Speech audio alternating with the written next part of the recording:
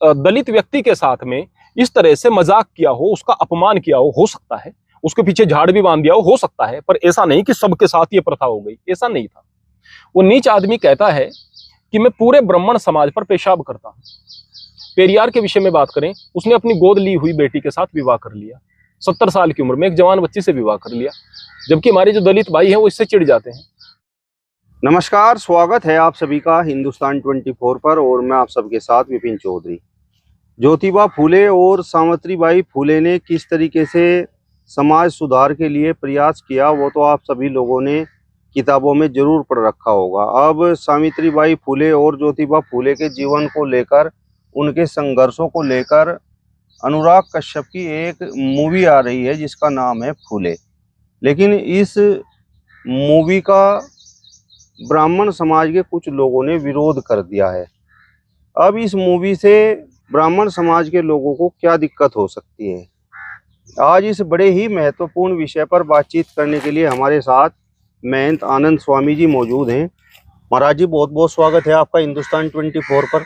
बहुत सुंदर विषय लेकर के आए हैं, आपका बहुत स्वागत है। महाराज जी, ज्योतिबा फूले और सावित्रीबाई फूले का इतिहास तो आपने जरूर पढ़ रखा होगा, तो अगर ज्योतिबा फूले और सावित्रीबाई फूले को लेकर कोई फिल्म बन रही है तो उससे ब्राह्मणों को क्या दिक्कत हो सकती है, क्यों इसका विरोध ब्राह्मण कर रहे हैं? सबसे पहले प्रियवर मैं आपको बता दूं कि महात्मा ज्योतिबा फूले और माता सावित्रीबाई फूले ने समाज के लिए और दलितों के लिए, वंचितों के लिए, देश के लिए जो काम किया, मैं उसका दिल से प्रशंसक हूं और उन्हें मैं अपना प्रेरणा स्रोत मानता हूं। सबसे पहले ये बात बता दूं। दूसरी बात मैं आपको बता दूं कि ब्राह्मण जो उनका विरोध कर रहे हैं उसके दो कारण हैं। उन दो कारणों में पहला कारण तो यह है कि उन्होंने शायद महात्मा ज्योतिबा फूले को और माता सावित्रीबाई फूले को अच्छे तरीके से पढ़ा नहीं है। उन्होंने जो विरोध किया है वो ब्राह्मणवाद का किया है, उन्होंने ब्राह्मण का नहीं किया।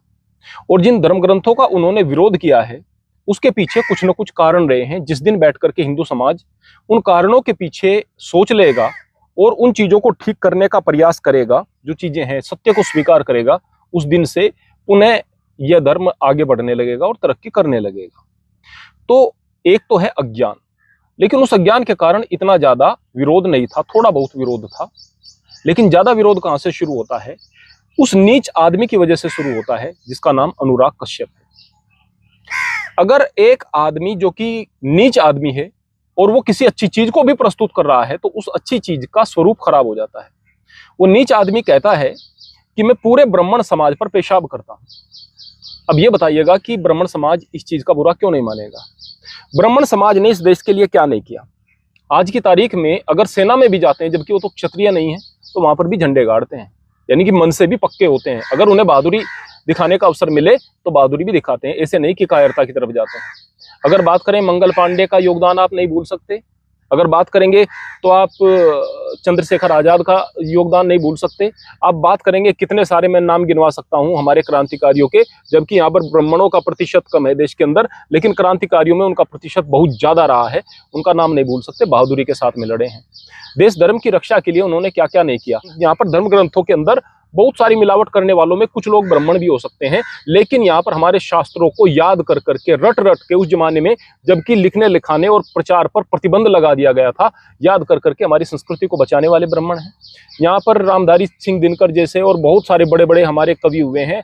यहाँ पर गोस्वामी तुलसीदास जैसे हमारे इतने महान कवि, और बहुत सारे इस तरह की नाम मैं आपको दे सकता हूँ जिन्होंने देश के लिए बड़े बड़े काम किए हैं। वो आप देख सकते हैं, वो ब्राह्मण रहे हैं। तो आप ऐसा नहीं कह सकते कि ब्राह्मण समाज का कुछ योगदान नहीं है, लेकिन आप एक तरफा उन पर इस तरह की बात कर देते हैं, अभद्र टिप्पणी कर देते हैं। बुरे लोग हर समाज में हुए हैं, हर समाज में गलतियां सबसे हुई हैं, ब्राह्मणों ने भी की हैं। जिन्होंने गलती की है उस गलती का विरोध करो, जो कि पाखंड फैलाया है उस पाखंड का विरोध करो। ब्राह्मणवाद फैला करके अगर जाति व्यवस्था के नाम पर दलितों का शोषण किया है तो उस बात का भी विरोध करो। लेकिन आप पूरे समाज को यदि इस तरह से गाली देंगे, असभ्य शब्दों से बात करेंगे, तो निश्चित रूप से यह बात बहुत बुरी बात हो जाती है। ये देश सबका है, दलितों का है, पिछड़ों का है, वंचितों का है, शोषितों का है। और इस देश में बार बार महात्मा ज्योतिबा फूले और माता सावित्रीबाई फूले जैसे महापुरुष होने चाहिए। जिस समाज से ये महापुरुष आते हैं, अगर मैं सैनी समाज के विषय में बात करूं, मैं बड़ा प्रशंसक इस समाज का विशेष रूप से हूं, क्योंकि आज भी यह तरक्की की तरफ आगे बढ़ता है, धर्म की तरफ भी आगे बढ़ता है। अगर मैं बात करूं महात्मा ज्योतिबा फुले की, मैं उनको दूसरे लोगों से अलग इसलिए मानता हूं कि दूसरे जो समाज सुधारक थे इस तरह के, जो दलितों, वंचितों और शोषितों का साथ देने की बात करते थे, पता नहीं दुर्भाग्यवश या कैसे वो नास्तिक हो जाते थे, है ना। और नास्तिक होकर के कई ऐसे काम कर देते थे, जैसे कि पेरियार के विषय में बात करें, उसने अपनी गोद ली हुई बेटी के साथ विवाह कर लिया, 70 साल की उम्र में एक जवान बच्ची से विवाह कर लिया।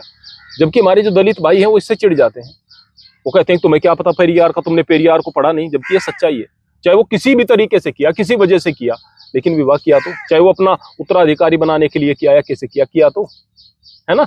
और भी बहुत सारी ऐसी बातें हैं जो कि उन्होंने इस तरह की हैं। लेकिन अगर महात्मा ज्योतिबा फुले के विषय में बात करें, वो नास्तिक नहीं थे। वो कहते थे कि परमात्मा है, पर ऐसा कतई नहीं है जैसा तुम मानते हो। तुम कौन, केवल ब्राह्मण नहीं, दुनिया के कोई भी धर्म के लोग जैसे मानते हो वैसा कतई नहीं। हम भी यही कहते हैं, अगर परमात्मा वैसा होता जैसे लोग मानते हैं तो धर्म के नाम पर लड़ाइयां क्यों होती, मारकाट क्यों होती। धर्म के नाम पर जातिवाद हुआ है, ऊंच नीच के भाव हुए हैं, लड़ाइयां हुई है, मारकाट हुई है, और धर्म का धंधा बन गया है। तो जाहिर सी बात है कहीं ना कहीं ईश्वर के मानने में कुछ न कुछ गड़बड़ी तो है ना। तो उस अंधविश्वास के खिलाफ महात्मा ज्योतिबा फुले थे। और माता सावित्रीबाई फुले ने तो शिक्षा के क्षेत्र में और बालिका को शिक्षा के क्षेत्र में जो काम किया है, ये बात तो मैं नहीं कह सकता कि माता जी ना होती तो ये समझो आज की तारीख में भी बच्चियां ना पढ़ पाती। ये बात तो है मूर्खतापूर्ण बात, कि अगर ये व्यक्ति ना होता तो ऐसा ना होता, राजीव गांधी ना आते तो कंप्यूटर देश में ना आता। अरे आते इस तरह की चीजें हो जाती हैं। पर किसी भी चीज की पहल करने वाले व्यक्ति अगर कोई होते हैं तो उनको श्रेय बहुत बड़ा मिलता है। माता सावित्रीबाई फुले के विषय में बात करूं, उन्होंने जिस समय में जो अलख जगाई थी, उस समय में लड़कियों को शिक्षा एक तरह से टैबू हो गया था, समाज में प्रतिबंधित सा था बिल्कुल, और हालत खराब थी। उन्होंने स्त्री सशक्तिकरण के लिए, स्त्रियों की शिक्षा के लिए जो काम किया वो अतुलनीय है, लाजवाब है। इतनी डेयरिंग पर्सन वो थे, कितनी ज्यादा साहसी थे माता सावित्रीबाई फुले या महात्मा ज्योतिबा फुले के विषय में बात करूं, बहुत बड़ी बात है, बहुत बड़ी बात है। उन पर कीचड़ क्यों फेंका जाता था और ये काम ब्राह्मण समाज के लोग क्यों करते थे? देखिएगा, ब्राह्मण समाज में कुछ लोग, मैं फिर यही कहूंगा कि ब्राह्मण समाज में कुछ लोग ऐसे थे जो कि अपना वर्चस्व रखने के लिए अपनी कुछ गलत चीजों का प्रचार प्रसार करते थे। अब अगर गलत चीजों का कोई विरोध करेगा तो वो तो बुरा लगेगा ही।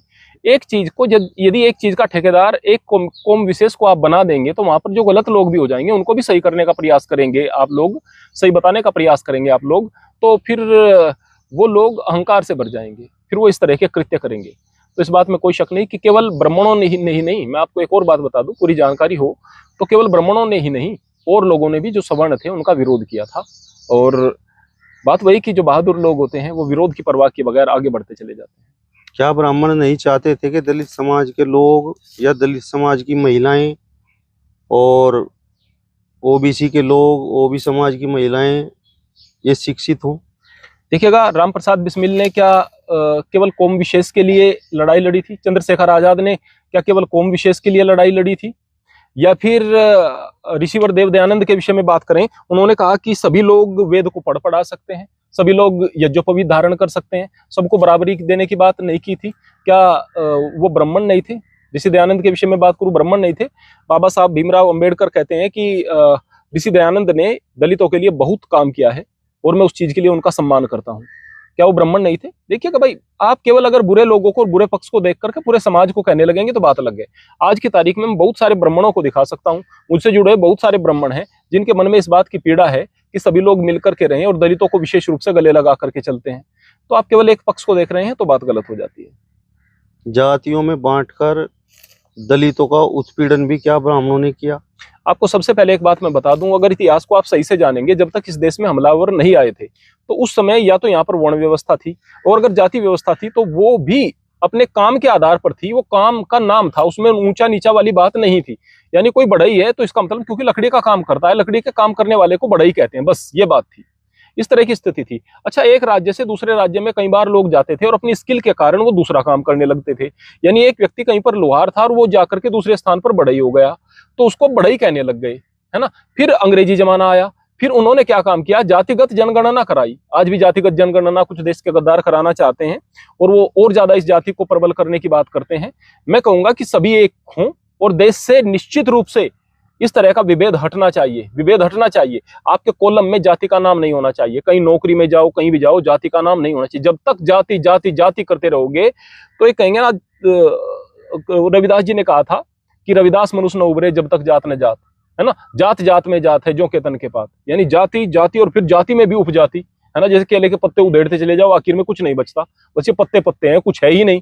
तो ऐसे ही समाज जातियों में बंट जाता है। जातियों में क्या बांटेंगे? जो भी जातिवाद की बात करता है, आप जन्म प्रमाण पत्र में, मृत्यु प्रमाण पत्र में, कहीं नौकरी में, हर जगह जाति घुसी हुई है आपकी। तो जाति तो हटनी चाहिए ना। तो अंग्रेजों ने क्या काम किया? जातिगत जनगणना कराई। अब जो जहां पर था, जिस जाति में था, उसी जगह पर वो रजिस्टर्ड हो गया, और ज्यादा पक्की हो गई जातिवाद की भावना। तो ये जातिवाद जो है, बाहर के बहुत सारे विदेशियों ने फूट डालो राज करो की राजनीति चलाई है। बहुत सारे विधर्मियों ने हमें बांटने का प्रयास किया। हमारे धर्म ग्रंथों का मैक्स मूलर जैसे अविद्वान लोगों से अनुवाद करा करके फिर उन अनुवादित चीजों को लोगों ने पढ़ा। बहुत सारे अच्छे लोगों ने भी, जो अच्छे लोग थे, बोले कुछ अच्छे लोग थे। अगर मैं बात करूं बाबा साहब भीमराव अंबेडकर, महान व्यक्ति, मैं उनको भी सम्मान बड़ा उनका करता हूं। एक बात कहते हैं कि मुझे संस्कृत नहीं आती, लेकिन मैंने जो हिंदू साहित्य को पढ़ा है वो इंग्लिश में पढ़ा है, और उनका अनुवाद अवेलेबल है। अनुवाद किसने किया? अनुवाद क्या हिंदुओं ने किया? नहीं, वो अनुवाद किया मैक्स मूलर जैसे लोगों ने। मैक्स मूलर जैसे लोग जो कि हिंदुत्व को बदनाम करना चाहते थे और खुद भी विद्वान नहीं थे, बस थोड़ी बहुत संस्कृत जानते थे, तो उन्होंने तोड़ मरोड़ कर गलत तरीके से अनुवाद कर दिया। और उस अनुवाद को बाबा साहेब ने पढ़ लिया, तो जाहिर सी बात है फिर क्या सही चीज सामने आई? नहीं आई ना। तो मूल बात यह है कि जो गलत अनुवाद करने वाले थे उसको दोषी नहीं ठहराएंगे, जो फूट डाल करके राजनीति करने वाले हैं उसको दोषी नहीं ठहराएंगे। दोषी किनको ठहराएंगे? दोषी केवल ब्राह्मण को ठहराएंगे। कारण ये, क्योंकि सनातन को कटघरे में खड़ा करना है। प्रियवर, मैं आपको एक बात बता दूं, दुनिया भर में दास प्रथाएं थी, और दास के साथ बड़ा बुरा व्यवहार होता था। हमारे यहाँ तो केवल वर्ण व्यवस्था थी, वर्ण में भी आदमी स्वतंत्र रहता था, दास की कोई स्वतंत्रता नहीं थी। वो शादी नहीं कर सकता, अपनी मर्जी से कहीं नहीं जा सकता, काम करेगा बांध दिया जाएगा, उसका कोई विरोध नहीं करेगा। अब तक रही है, सारे धर्मों में रही है। दास किताबों में आया है, दास शब्द किताबों में आया है। कौन सी धार्मिक किताब में नहीं है? मैं दिखाऊंगा, धार्मिक किताबों में आया हुआ है। स्पष्ट रूप से पूछना चाहोगे, स्पष्ट रूप से दिखाऊंगा। दास, गुलाम, है ना, ये चीजें, उनका कोई विरोध नहीं है। विरोध केवल यहाँ पर सनातन से है, क्योंकि सनातन सहिष्णु रहा है, और सहिष्णु होने के कारण इसके खिलाफ बहुत सारी साजिशें हुई हैं। अब सनातनी जो है अपने धर्म ग्रंथों को पढ़ाते नहीं, उनके दिमाग में आ जाता है, शायद ऐसा ही होगा, हकीकत कुछ और है। महाराज जी, अगर जाति दलित थी भी तो फिर उनका अपमान और शोषण क्यों हुआ? क्यों उनके गले में हांडी बांधी गई? क्यों उन्हें खाट पर नहीं बैठने दिया गया? क्यों उन्हें पानी नहीं पीने दिया गया? क्यों उनके पीछे झाड़ बांधे गए? सबसे पहले मैं आपको बता दूं कि कुछ चीजें हुई हैं, कुछ चीजें दिखाई गई हैं। कुछ चीजें हुई हैं तो कुछ चीजें दिखाई गई हैं।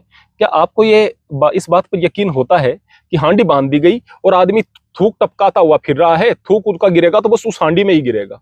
ऐसा थोड़े होता है कि थूक टपकता फिर रहा है, आदमी से थूक ऐसे टपकता है क्या? ऐसे होता है क्या कि हांडी बंदी रहेगी? ऐसा नहीं होता है। झाड़ बांध दिया कि बस इनका, ऐसी चीजें नहीं होती हैं।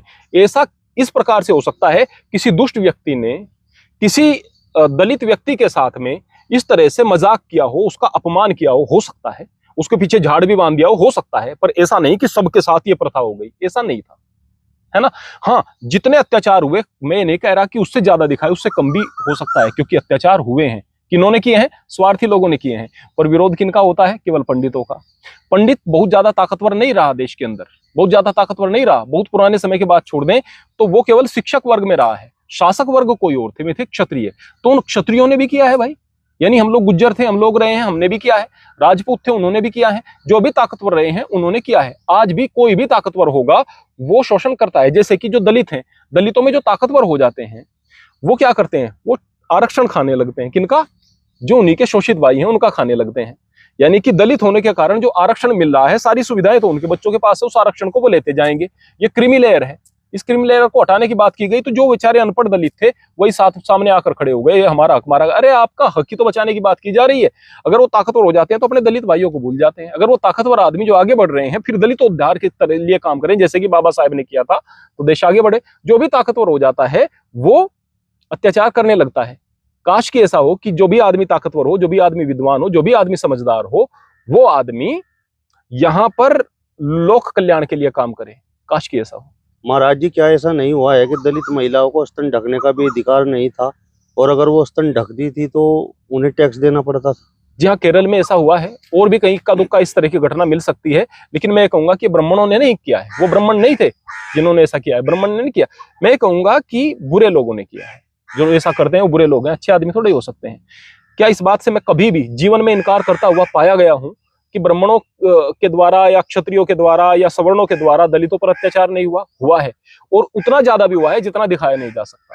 मैं बार बार कहता हूं। लेकिन एक और भी बात कहता हूं कि आपकी वीडियो को देख करके बहुत सारी गालियां मुझे पड़ती हैं, मैं यहाँ पर एक भी बात यहाँ पर दलितों के विरोध में नहीं कह रहा हूं, लेकिन फिर भी गालियां पड़ेंगी। इससे उनकी सोच का पता चलता है। मैं देखता हूं कि आपके चैनल पर बहुत सारे लोग कमेंट भी कर रहे हैं कि आप मेरी छवि को खराब करने का प्रयास कर रहे हैं, जबकि आपकी तरफ से मुझे ऐसा कुछ नहीं लगता है। लेकिन जो मैं बातें कह रहा हूं वहां पर लोग बाग उनका गलत अर्थ निकाल रहे हैं। कौन लोग? जिनकी सोच छोटी है, जो लोग सच्चाई को देखना नहीं चाहते। एक बार जीवन में मैंने ये नहीं कहा कि दलितों के साथ अत्याचार नहीं हुआ, एक बार ये नहीं कहा मैंने कि कम हुआ है, लेकिन मैं केवल एक बात कहता हूं कि केवल एक जाति को टारगेट करना, है ना, और केवल एक जाति से, जाति के नाम पर नफरत करना, ये जातिवाद है। पहले जातिवाद उन्होंने किया तो तुम जातिवाद अभी कर रहे हो। उन्होंने अपनी गलती को ठीक कर लिया तो तुम अपनी गलती को लिए बैठे हो। जातिवाद हटाने की बात करता हूं, और जब मैं जातिवाद हटाने की बात करता हूं तो जाति का नाम हटाने की बात करता हूं। जाति का नाम हटाने से आप लोगों को तकलीफ होती है। आप लोग कहते हैं कि हाँ भाई इससे तो आरक्षण हट जाएगा, फिर भी तकलीफ होती है। कैसे हटेगा फिर?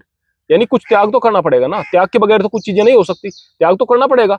मेहनत का भाव लेकर के आओ, मेहनत से आगे बढ़ने का प्रयास करो। सरकार अगर जो सुविधा है वो सुविधा दे। किसको? दलितों को। दलित कौन है? दलित वो है जो कि आर्थिक स्तर पर, सामाजिक स्तर पर पिछड़ गया है। वो कोई पंडित भी हो सकता है, वो कोई गुर्जर भी हो सकता है, जाट भी हो सकता है, बनिया भी हो सकता है। दलित वो है। दलित का मतलब दबा, कुचला, वंचित, पिछड़ा, शोषित वो है, तो वो भी हो सकता है। तो फिर उसमें जाति के कारण नहीं, उस पिछड़ेपन के कारण और योग्यता के कारण की जो पात्र है, पात्र को सुविधा प्रदान करे, और वो सुविधा भी उसके रोजमर्रा की चीजों के लिए होनी चाहिए, शिक्षा के लिए होनी चाहिए, रोजगार के लिए नहीं। जाति हटनी चाहिए। ब्राह्मणों ने लोगों को अंधविश्वासी बनाया, तो इस प्रकार के आरोप ब्राह्मणों पर क्यों लगते हैं?